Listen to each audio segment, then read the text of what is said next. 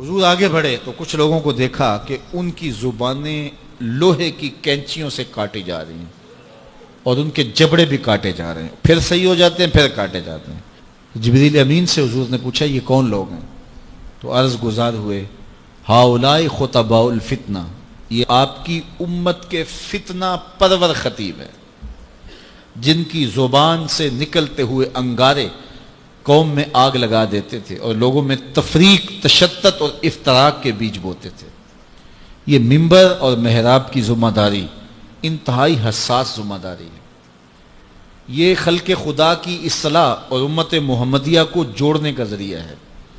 اس سے لوگوں کو بدی سے نکال کر کے نیکی کا راستہ دکھایا جاتا ہے، لیکن اس حساس منصب کو جو نہیں سمجھتے اور اس کو اپنی خواہشات نفس کے مطابق جو منبر و محراب کو استعمال کرتے ہیں، ان کے لیے اتنی سخت وعید کی گئی کہ قیامت کے دن ان کی زبانیں لوہے کی کینچیوں سے کاٹی جائیں گی، ان کے جبڑے کاٹے جائیں گے، پھر صحیح ہوں گے، پھر کاٹے جائیں گے، یہ مسلسل ان کو عذاب دیا جائے گا۔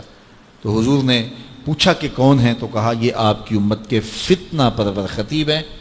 اللہ اکبر، جو کہتے تھے ان کا اپنا عمل اس پہ نہیں تھا، تو اپنا عمل جب خود ہم اس پہ نہیں رکھیں گے تو وہ اثر انداز نہیں ہوگا۔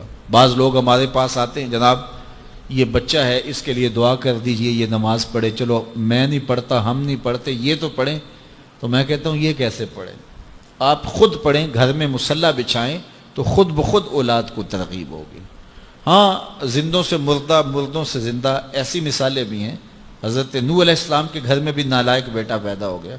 تو ایسا ہو جاتا ہے، بعض اوقات اچھے لوگوں کی اولادیں بھی بگڑ جاتی ہیں اور بعض اوقات برے لوگوں کی اولادیں بھی اچھی ہو جاتی ہیں، لیکن ضابطہ یہ نہیں ہے، یہ کبھی کبھی ہوتا ہے۔ ضابطہ یہ ہے کہ اچھے لوگوں کی اولادیں اچھی ہوتی ہیں، برے لوگوں کی اولادیں بری ہوتی ہیں۔ جو ماں باپ کا عمل ہو اس کا عکس اولاد پہ پڑتا ہے، اچھا ہے یا برا ہے۔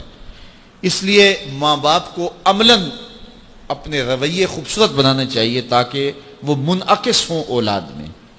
تو اسی طرح ہمارے خطباء جو منبر و محراب کے وارث ہیں، انہیں زیادہ اس بات پہ توجہ دینے کی بجائے کہ میں گفتگو کو مرتب کروں، دلائل سے مزین کروں، کس موقع پہ شعر پڑھنا ہے، کس موقع پہ نہیں پڑھنا ہے، کہاں آواز کو اونچے لے جانا ہے، کہاں آواز کو مدھم رکھنا ہے، کہاں نعرہ لگوانا ہے، کہاں نہیں لگوانا، کہاں ہاتھ کھڑے کروانے، کہاں نہیں کھڑے کروانے، اس بات کو چھوڑے، ساری توجہ وہ اپنے کردار پہ دے۔ پھر کردار کے اندر سے پھوٹ کر جو گفتگو نکلے گی وہ ٹوٹے لفظ بھی ہوں گے، دلوں کو جوڑ دیں گے۔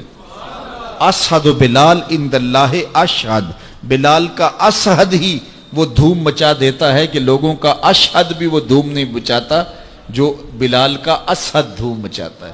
اس لیے ہمیں زیادہ توجہ اپنے کردار کی طرف دینی چاہیے۔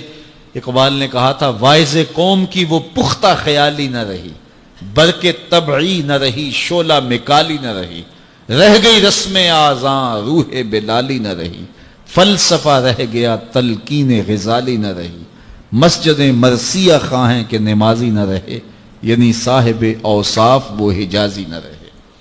تو آج ہماری گفتگو تو زیادہ ہے، جتنے چینل چل رہے ہیں، یہ ماہر سے عام آئے گا تو کیسے کیسے نکلیں گے دین سکھانے والے۔ اب تو سارا سال جو لوگوں کو ڈانس سکھاتے ہیں، رمضان میں وہ دین سکھانے آ جاتے ہیں، اور کیسے کیسے روپ اور کیسے کیسے چہرے جو ہیں وہ میڈیا کے اوپر بیٹھے ہیں، وہ سارے دین سکھا رہے ہوتے ہیں، لیکن کوئی ایک بھی نہیں سیکھ پاتا، اس لیے کہ دین لفظوں سے نہیں سکھایا جاتا، دین عمل سے سکھایا جاتا ہے۔